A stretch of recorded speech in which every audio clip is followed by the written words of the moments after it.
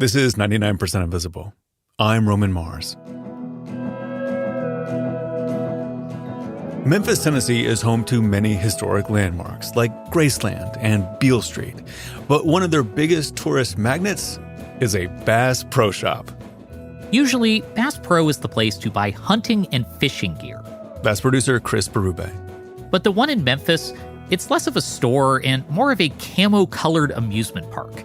On the main floor, there are fiberglass cypress trees that are about 100 feet tall, and there's an enclosure with baby alligators.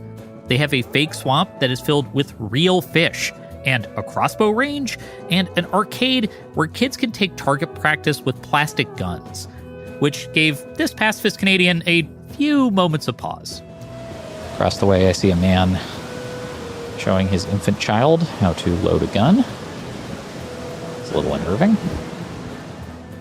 It can feel completely surreal to be inside the Memphis Bass Pro, and making it double strange is the fact that the store itself is a 32-story stainless steel pyramid.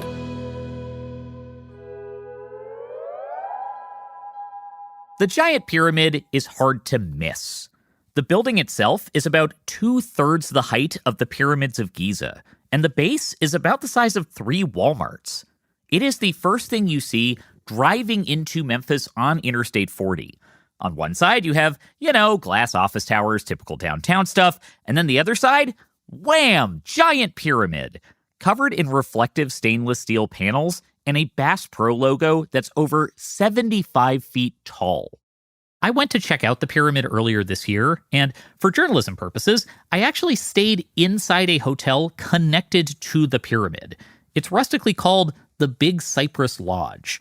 My room had 3 pieces of taxidermy and no windows, unless you count this little deck area that overlooks the sales floor. It's got 2 chairs, 2 rocking chairs, mosquito netting, in case mosquitoes come in from the Bass Pro Shop, I guess. I would look out onto the bustling store and then stare in awe at the spire of this giant pyramid, hundreds of feet up. The Memphis Pyramid hasn't always been a Bass Pro. 35 years ago, civic leaders in Memphis had a totally different plan for it, and it's had a few tenants over the years before becoming a woodsy mall. The story of the Great American Pyramid is long and completely bizarre, and its trajectory shows how, in architecture and urban planning, the life of a building can be impossible to predict. It might sound ridiculous to build a pyramid in modern times, let alone building one in a major American city. But for the past 200 years, every Western power has borrowed design ideas from ancient Egypt. After the French invasion of Egypt in 1798, where you can see a lot of influence in architecture, art, furnishings, and so forth. Dr. Chris Elliott is an Egyptologist who is currently a visiting fellow at the University of Southampton. He says you could see Egyptian designs everywhere in the architecture and the monuments of Western Europe in the 18th and 19th centuries. I'm fond of paraphrasing the famous lines from Jane Austen's Pride and Prejudice. It appears that any nation in possession of an empire must be in want of an obelisk. That trend was called Egyptomania, and it jumped over to America in the 19th century. Designers were putting sphinx heads on chairs and designing public buildings with faux Egyptian accents. I think part of this was showing that you weren't just nouveau riche. You were travelled, you were educated, you had taste as well. You can also see Egyptomania in public buildings like courthouses and city halls that are made to look Egyptian. The Washington Monument, that's just one big old Egyptian obelisk. The city of Memphis, Tennessee is perhaps the peak of this trend. Memphis was named after the capital of ancient Egypt, and the city's founders picked the name because Memphis, Tennessee is nestled beside America's most powerful river, the Mississippi. There's this long-standing tradition of the Mississippi as the American Nile. Apart from anyone else, Abraham Lincoln actually used that metaphor. So naturally, the city of Memphis needed its own big ancient Egyptian attraction. Obelisk was kind of taken because, the Washington Monument. So instead, They went with a pyramid. A wooden pyramid was constructed in 1897 to represent the city at the Centennial Fair in Nashville. The wooden pyramid wasn't used for anything after the fair, so they tore it down. But a local artist revived the pyramid idea about a half a century later. In the 1950s, this artist named Mark Hartz drew up a plan for 3 pyramids. This is Martha Park, a local author and illustrator who has written about the Memphis Pyramid. They would be bronze colored along the riverfront, and they would be like 2/3 the size of the pyramids in Giza. The trio of bronze pyramids were never built, but over the years, the idea of a permanent gigantic pyramid for downtown Memphis stuck around, especially among civic leaders who wanted outsiders to think of Memphis for something other than Elvis and the blues. I think it's this kind of attempt to have this like monolithic representation of the city, like the bean in Chicago, the arch in St. Louis. It will just mean Memphis to other people's brains. For years, the pyramid was just this quirky, unrealized civic project. But in the mid-'80s, the planets finally lined up. The city needed a new downtown landmark. The college basketball team, the Memphis Tigers, were selling out all of their home games, and they needed a bigger arena. At the same time, it was the peak of postmodernism in American architecture. Cities all over the U.S. were commissioning buildings that borrowed details from Greece, ancient Rome, and yes, ancient Egypt. So, city and county officials formed a public building authority and announced they would spend $39 million on a brand new basketball arena in the shape of a giant pyramid.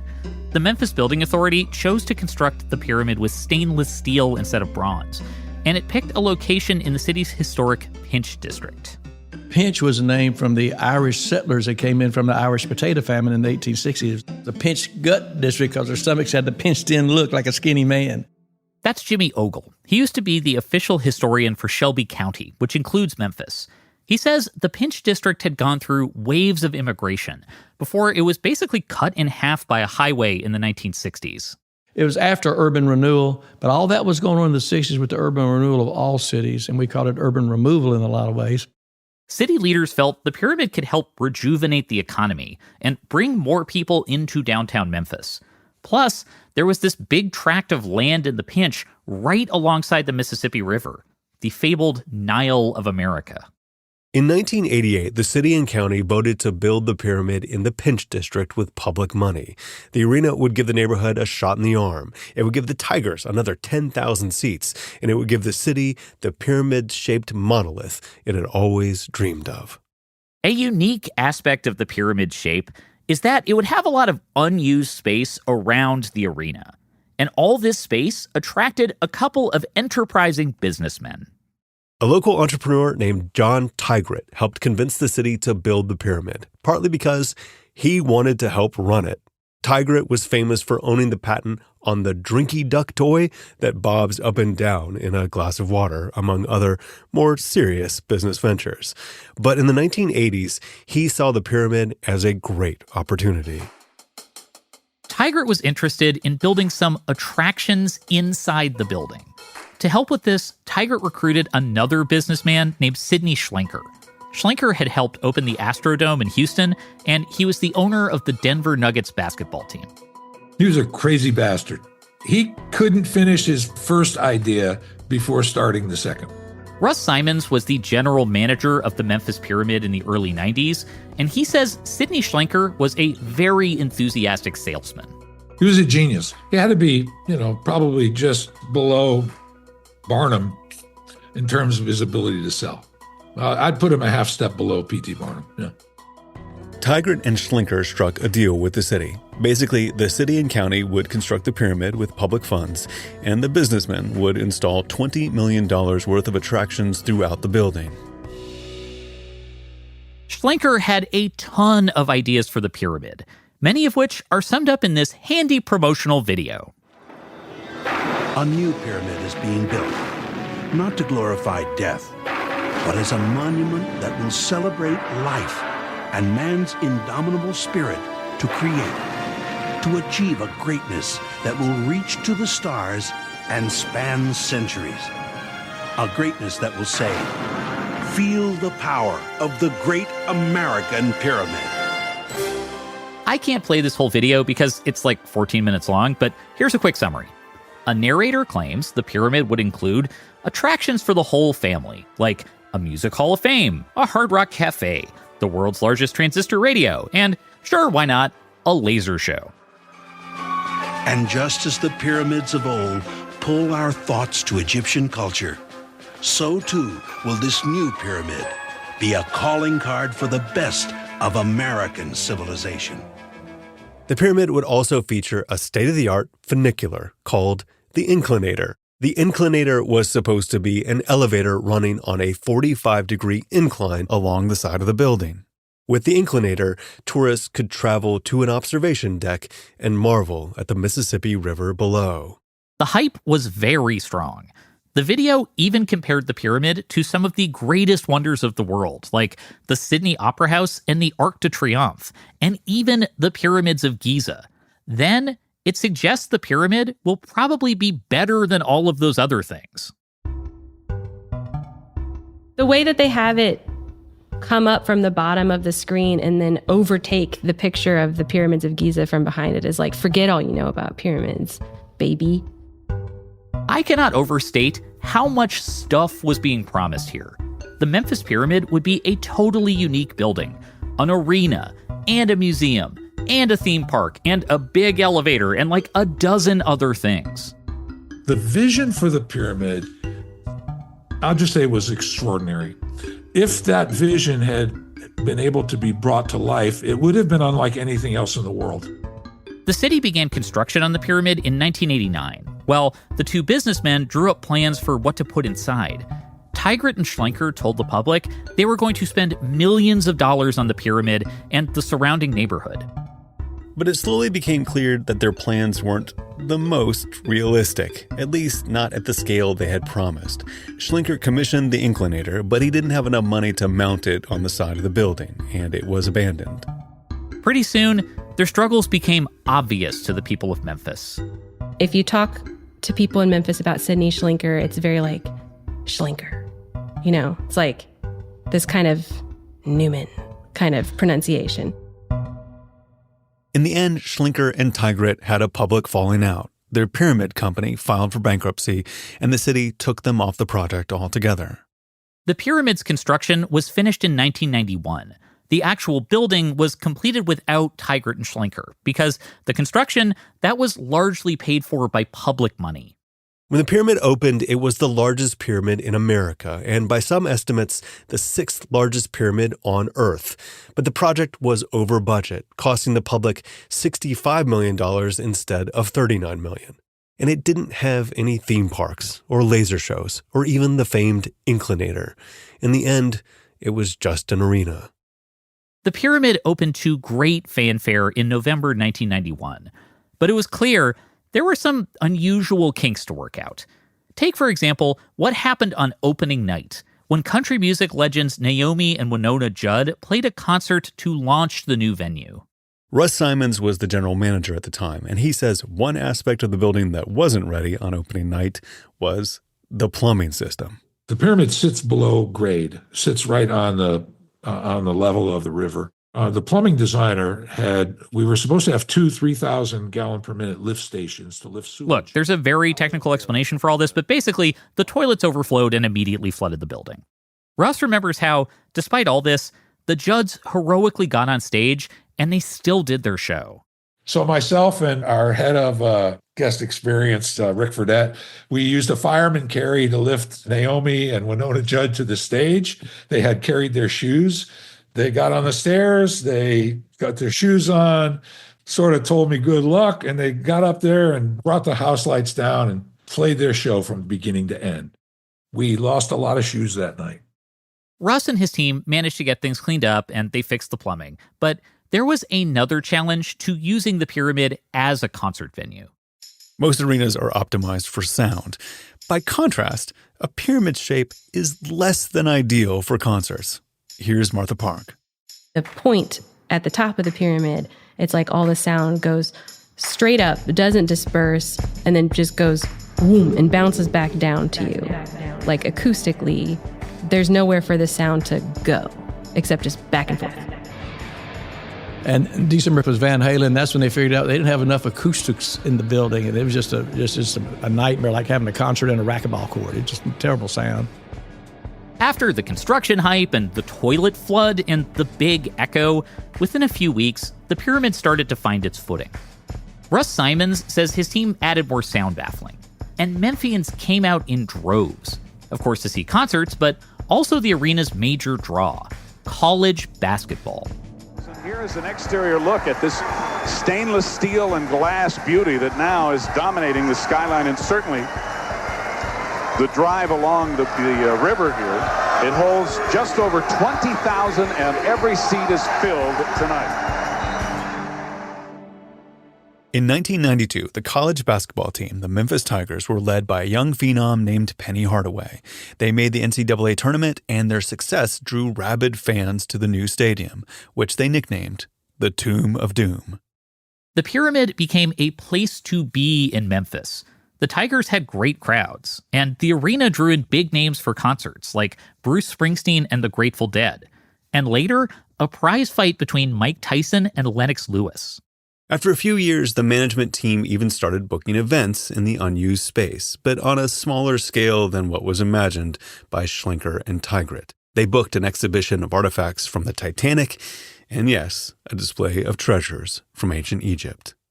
Okay, sure. The Luxor Casino in Las Vegas took away its crown as biggest pyramid in America in 1993, but that didn't matter. All in all, it seemed like the pyramid was becoming a success. I wish I could say this is how the story ends, with the pyramid, in spite of everything, rising in a blaze of steel and fiberglass and ancient Egyptian kitsch to become Memphis's beloved sports arena, living happily ever after. Of course, this is not what happened next. Basketball had made the Memphis Pyramid, and a decade later, basketball nearly destroyed it. Civic leaders in Memphis had always wanted a big league sports franchise. And in 2001, they finally got their chance.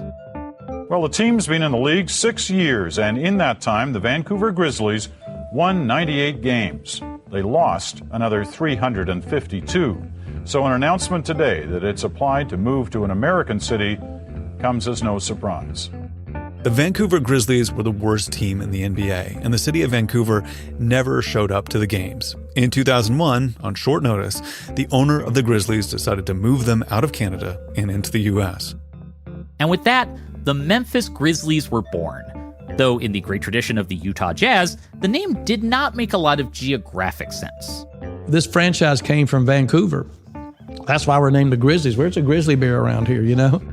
The Grizzlies played their first 3 seasons in the Pyramid, but the NBA made it clear that the Pyramid could not be a long-term home for the Grizzlies because it simply wasn't up to NBA standards.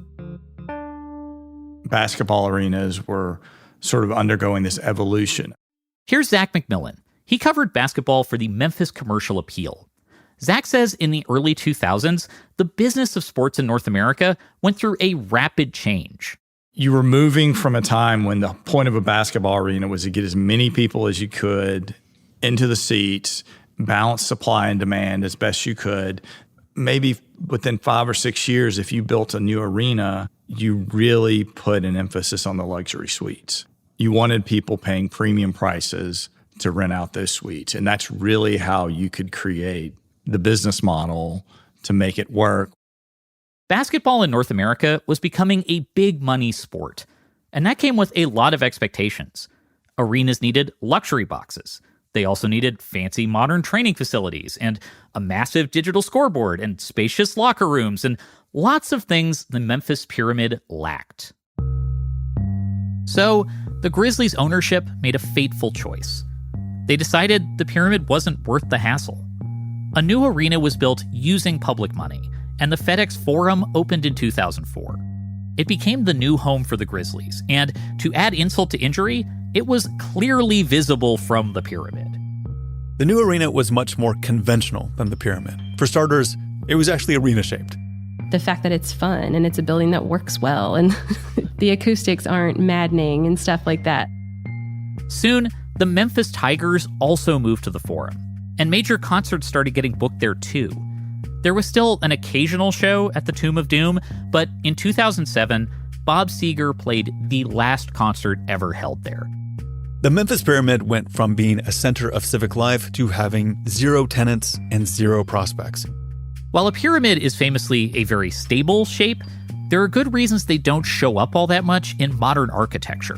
For example, pyramids just don't use vertical space very efficiently. Anyway, a few ideas were proposed for the Memphis Pyramid, but nothing seemed like an obvious fit. It could have been a museum. Like, you could have put attractions in there, but at the end of the day, why would you want to own the whole thing? Clearly, it never made sense to anybody. The pyramid was no longer useful, and it was a target for negative press, including attention from a very confused, very misinformed, very malicious radio host. Thanks to radio talk show conspiracy theorist Alex Jones, the empty arena is again in the national spotlight as a cornerstone of one of his rants against the occult. And you can see the Memphis Pyramid, built back in the early 1990s. In classic Alex Jones fashion, this conspiracy wasn't really based on anything except a misreading of some internet rumors. Jones' so-called facts are mostly slanderous in the internet video entitled Devil Pyramid Rotting in Memphis. You lose, we win, your little devil palace is falling down. By 2008, the pyramid laid off all of their employees, except for one guy. Basically, a lighthouse keeper, just there to oversee the place. Soon, all the pyramid was being used for was one-off stuff, like firefighter training. So now you have this big old 20,000 seat, 321 foot tall pyramid, a neat building that you can't put anything in. It seemed like the Great American Pyramid had become the city's great folly. Nobody wanted to knock it down, but nobody wanted to move in either. That is, until someone took up residence and completely transformed the space. This is a live look. Construction is well underway at the Pyramid in downtown Memphis to turn the former Tomb of Doom into one of the largest Bass Pro Shops in the country. In 2010, the hunting and fishing store Bass Pro Shops announced a plan to buy the pyramid and use it as their flagship location, which turned out to be the biggest Bass Pro Shop in America. The city of Memphis was more than happy to lease to Bass Pro because they were thrilled that anyone was interested in taking over the property. In 2015, the new store, dubbed Bass Pro Shops at the Pyramid, was opened. Now look, it doesn't make a lot of obvious sense to take a giant pyramid-shaped basketball arena and to make it into an outdoorsy amusement park/store, but when you think about it, nothing really makes sense for this building. Ultimately, to me, I think the pyramid was a really absurd plan, and that the Bass Pro just happens to feel like just absurd enough to work when other things were maybe too serious. Legend has it that Bass Pro bought the pyramid because their CEO, Johnny Morris, was on a fishing expedition that caught a 30-pound catfish on the Mississippi River, which he saw as a good omen. While I have a lot of questions about this story, Morris and Bass Pro did not respond to my request for an interview. But there's another less magical reason Bass Pro probably wanted this space. Memphis, Tennessee is close to some of the nation's best hunting and fishing spots. When you think about it, you got the Mississippi River right there.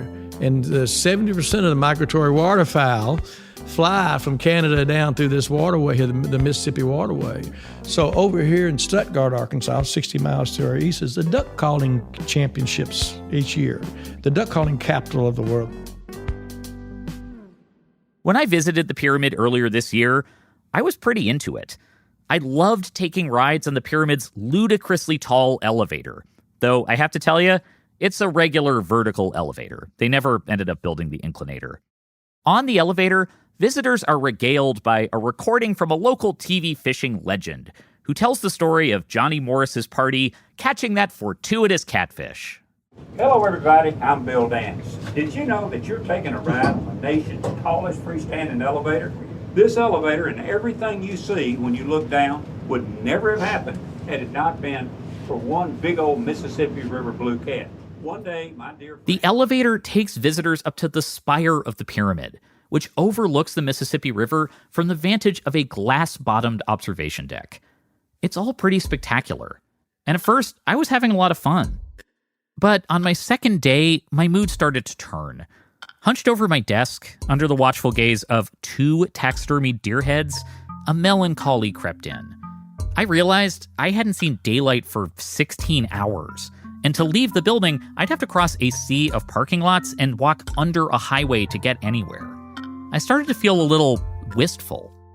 I can go kind of dark about the Bass Pro Shop with the fake cypress trees when it's like, most of the bottomland hardwood forests in this area have been destroyed and there's not a lot of cypress trees just hanging out, that there would have been. And to come into this place and it's dark and there's these fake cypress trees, it just can make me feel kind of sad. I got to thinking about how this place was pitched as a project with so many civic virtues, an arena that would also host museums and redevelop a historic neighborhood. Instead, its fate was to become a mall. I have to say, though, talking to Memphians about this, most of them did not share the concern. They were pretty happy about how the pyramid turned out. The ones that wanted to have problems with it do. The people that don't like something, want to have problems, want to fuss about it, yeah, they're going to have problems with anything. Jimmy Ogle thinks complaints like this one are missing the bigger point. Because what exactly was the alternative for the pyramid? This was a drain on the city if it left vacant. What can you do to get the private sector involved? So these are private dollars. So it's a stimulus, jobs, all the other stuff, tax revenues. The Bass Pro has become a tourist magnet, bringing in millions of people a year. In a way, it's now fulfilling its original promise. Totally safe environment, enclosed, a wonderland of outdoor things. It's just the kids' eyes just pop out of their heads when they go out on that floor. The people I spoke to are largely at peace with how everything turned out. I was surprised to discover even my Egyptologists seemed pretty cool with it. Here's Chris Elliott again. I suppose the simplest way I can put it is to say that it makes me happy that the pyramid is still there. How many pyramids of this size have you got in the United States? Not enough, I think, to just sort of casually dismiss it. Many urbanists agree with this, and they say the Memphis Pyramid is a success story. The pyramid has become this place of rebirth, an abandoned building that has found new life despite formidable odds. But it's also a place of death. Of course, an Egyptian pyramid is a tomb, and the Memphis Pyramid, it represents the death of intention. I guess when I think about the pyramid, what I think it means is that any attempt you have at creating a space to project a single story is ultimately going to fail, and that what might work better is letting the world come in instead and letting you know what that space could mean, and to be open to a space telling a different story of itself than the one you expected. The Memphis Pyramid is proof that no matter what architects and planners and dreamers envision for a place, ultimately, every building has to find its own way.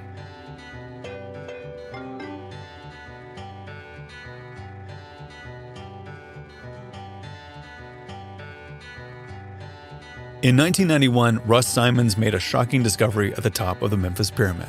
We'll tell you about that after this.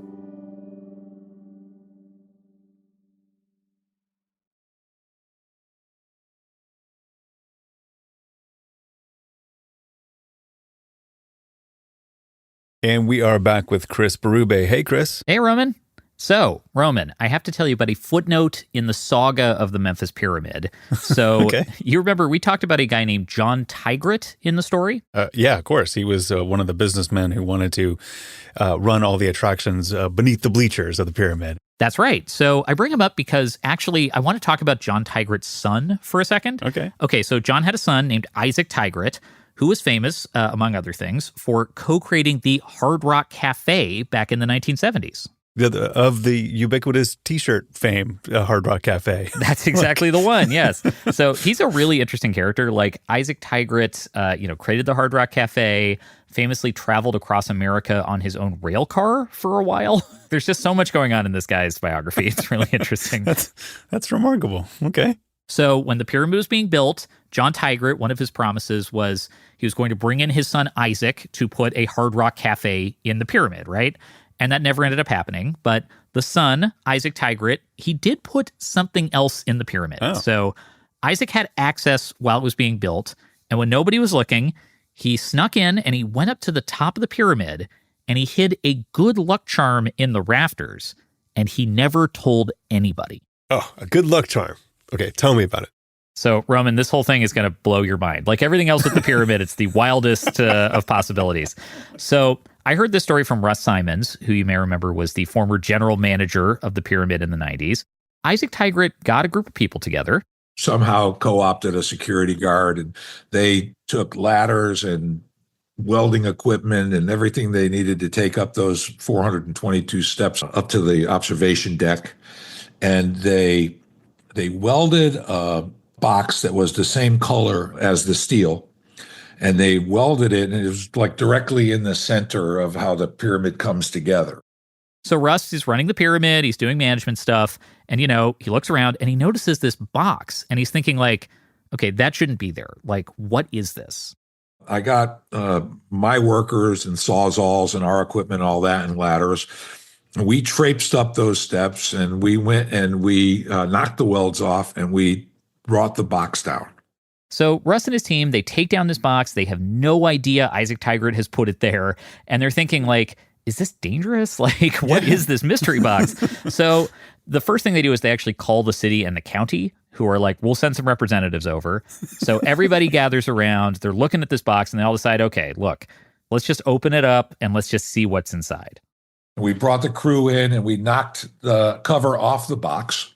So Russ says he and his crew were opening it, and inside the box, there is another box. And the second box, it's velvet. And the second box was not a normal box. It was more like a puzzle box. Like you had to flip a bunch of switches and stuff to get it open. The box opened by swinging the sides out and up and all of that. And then the box opened. And when we opened the box, a whole bunch of gray powder came out, right? And everybody's like, oh, man, what is that? So people are, clearing out this gray powder. The dust is settling. And then they look, and inside the box, they see a crystal skull. Huh. I'm sorry, what? So it's a crystal skull. It's about the size of a fist. Looks expensive. It's like, I guess the best comparison, Roman, have you seen a bottle of Dan Aykroyd's vodka before? No, I can't say I've had the pleasure. Well, I mean, look, he sells vodka in a crystal skull. It's not terribly complicated. Anyway, okay, so nobody knows what to make of this. They're like, what is this? So it turns out Isaac Tigert had put it up there apparently on the advice of a religious guru he was following, who told him it would bring good luck to the pyramid. I have to be honest, the details on this are a little sketchy. I reached out to Isaac Tigert to talk about the story. He did not get back to me. I'm sure he gets requests about this all the time. But after this, they weren't sure what to do with the skull, so it ended up in a vault in the Shelby County Administration Office. And Isaac Tigert gets wind of this, and actually through his mother, he managed to broker a deal. And in the end, he got the skull back from the county. Wow, this is so dramatic. Oh, yeah. I mean, it's like everything in this story. It is just very dramatic. So, of course, the media gets a hold of this, right? And they publish a bunch of stories with headlines like Crystal Skull found at the pyramid, belongs to Isaac Tigert. And you may remember Alex Jones was involved with all this. He had said the pyramid was demonic. And this is the reason why. It's because he heard about the Crystal Skull, and that's the reason it became the center of this conspiracy theory.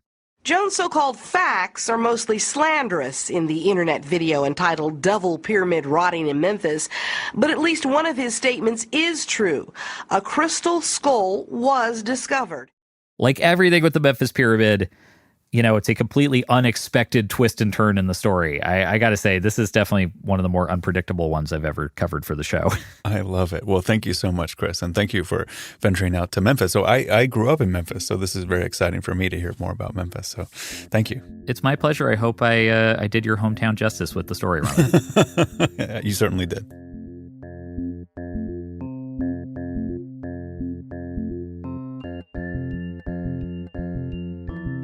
"99% Invisible" was produced this week by Chris Berube, edited by Kelly Prime, fact-checking by Laura Bollins, mixed by Martin Gonzalez, music by Swan Real and Jamila Sendoto Sinai, with Mia Byrne playing lap steel. Special thanks this week to Louis Graham, Harry Diamond, Zach McMillan, Yang Yi, Tom Jones, and all the delightful folks that Chris spoke to at the Memphis Pyramid. Our executive producer is Kathy Tu. Our senior editor is Delaney Hall. The digital director is Kurt Kolstedt. The rest of the team includes Jason DeLeon, Emmett Fitzgerald, Christopher Johnson, Vivian Leigh, Lashma Dawn, Jacob Medina Gleason, Joe Rosenberg, and me, Roman Mars. The 99% Invisible logo was created by Stefan Lawrence. We are part of the SiriusXM podcast family, now headquartered 6 blocks north in the Pandora building in beautiful Uptown, Oakland, California. You can find us on Blue Sky as well as our own Discord server. If you enjoyed this episode, there's going to be a special bonus episode all about Memphis, Tennessee later this week. You can find it in our podcast feed or at our website, 99pi.org.